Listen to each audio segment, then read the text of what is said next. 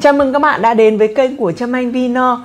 Chúc các bạn ngày mới vui vẻ. Gần đây mình có nghe một số câu chuyện về việc các bạn bị mắc bẫy tính lãi thẻ tín dụng. Các bạn chỉ chi tiêu 1 đồng thôi, nhưng đến khi trả nợ thì mới tá hỏa ra là chúng ta phải trả lãi đến những 10 đồng. Mình có đọc một bài báo nói về chuyên gia tài chính còn bị mắc bẫy nợ thẻ tín dụng.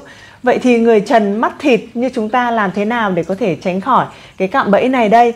Ngày hôm nay chúng ta sẽ cùng đi vào phân tích về cái cách tính lãi của ngân hàng áp lên đối với dư nợ thẻ tín dụng, cùng một số định nghĩa dễ gây nhầm lẫn để chúng ta tiêu dùng thẻ tín dụng một cách thông minh, sống một cuộc đời an yên hạnh phúc các bạn nhé.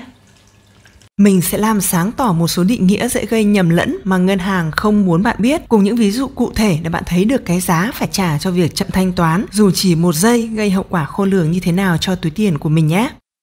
1. Thời gian miễn lãi. Hầu hết ngân hàng áp dụng thời gian miễn lãi 45 ngày, tùy chính sách mỗi ngân hàng mà thời gian dao động từ 45 đến 55 ngày. Hiểu sai, chủ thẻ có 45 ngày miễn lãi cho tất cả các giao dịch được tính kể từ ngày quẹt thanh toán. Thực ra thì không phải giao dịch nào cũng được hưởng thời gian miễn lãi là 45 ngày. Ví dụ, ngày đầu tiên của chu kỳ sao kê mình gọi là ngày 1 đi. Ngày cuối cùng của chu kỳ sao kê là ngày thứ 30. Ngày đến hạn thanh toán là ngày thứ 45. Nếu bạn quẹt thẻ chi tiêu vào ngày 1, tức là ngày đầu tiên của kỳ sao kê, thì bạn sẽ được tối đa thời gian miễn lãi là 45 ngày. Với giao dịch quẹt thẻ chi tiêu vào ngày cuối cùng của kỳ sao kê thì bạn chỉ có 15 ngày miễn lãi. Như vậy các bạn có thể thấy, chỉ những giao dịch được thực hiện vào ngày đầu tiên của chu kỳ thanh toán thì mới được hưởng thời gian miễn lãi tối đa là 45 ngày thôi. Những giao dịch càng về cuối kỳ thanh toán sẽ có thời gian miễn lãi ít hơn. 2. Thanh toán tối thiểu. Hiểu sai là chỉ phải trả số tiền tối thiểu đó để tiếp tục chi tiêu không bị tính lãi. Thực ra thì đừng vội mừng, số tiền tối thiểu bạn cần thanh toán là để không phải chịu phí phạt trả chậm. Còn lại bạn sẽ vẫn bị tính lãi trên số tiền đã sử dụng đấy các bạn nhé. Và mức lãi thì mình sẽ nói cụ thể ở phần sau. Trước hết, chúng ta cùng tìm hiểu phí phạt trả chậm được tính như thế nào đã nhé. Phí phạt trả chậm thông thường rơi vào khoảng 3% trên số tiền sử dụng. Một số bạn hiểu rằng bạn sẽ chỉ phải trả đúng số tiền 3% đó thôi. Lại nhầm, ngân hàng có quy định nháy nháy là nếu số tiền 3% này có giá trị nhỏ hơn mức tối thiểu ngân hàng quy định phải thu thì bạn sẽ phải nộp theo trị giá tối thiểu đó. Ví dụ, phí phạt trả chậm là 3%, mức tối thiểu là 200.000. Bạn sử dụng thẻ tín dụng mua một cốc trà sữa giá 50.000. Đến hạn thanh toán vì bận việc mà bạn quên khuấy mất. Ngay ngày hôm sau bạn sực nhớ ra để trả thì đã bị tính số tiền phạt là 3% nhân 50.000 bằng 1.500 đồng. Do số tiền 1.500 đồng này nó nhỏ hơn số tiền tối thiểu ngân hàng quy định phải thu là 200.000. Vậy tiền phạt trả chậm bạn phải chịu cho cốc trà sữa này là 200.000. Rồi xong, săn sale deal hot rồi cũng cúng hết cho ngân hàng.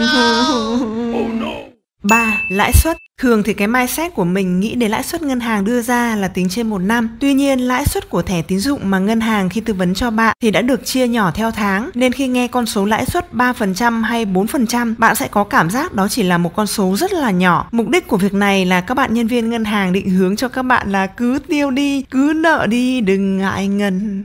Lãi suất thẻ tín dụng của các ngân hàng thương mại sẽ rơi vào tầm 40% 1 năm.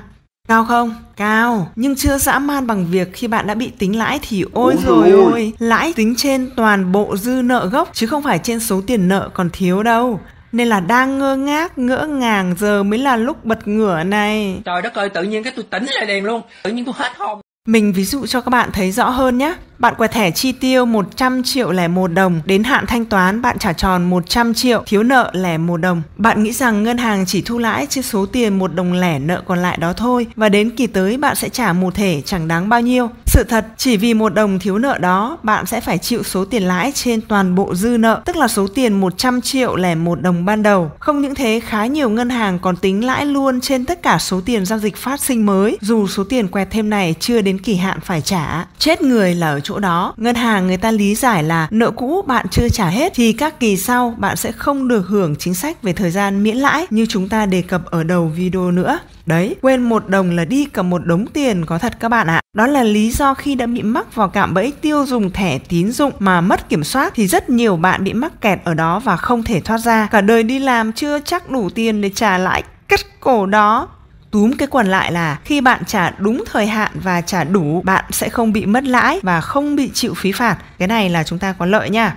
Còn khi trả đúng thời hạn nhưng mà trả thiếu thì bạn sẽ bị tính lãi. Còn trường hợp là trả chậm thì tất nhiên là bạn sẽ vừa phải trả lãi, vừa phải chịu phí phạt trả chậm rồi. Cách tính như thế nào thì ở trên mình đã nói rồi đấy. Với những lưu ý như vậy, các bạn hãy đúc rút cho mình một cái cách chi tiêu thẻ tín dụng hợp lý để tránh mất tiền oan các bạn nhé. Cảm ơn các bạn đã xem hết video của mình. Hy vọng video hữu ích. Hãy ủng hộ mình một like nhé. Còn lưu ý gì khác trong việc sử dụng thẻ tín dụng mà mình bỏ sót, hãy để lại comment bên dưới để mọi người cùng biết và tránh xa các bạn nhé. Cảm ơn và hẹn gặp lại.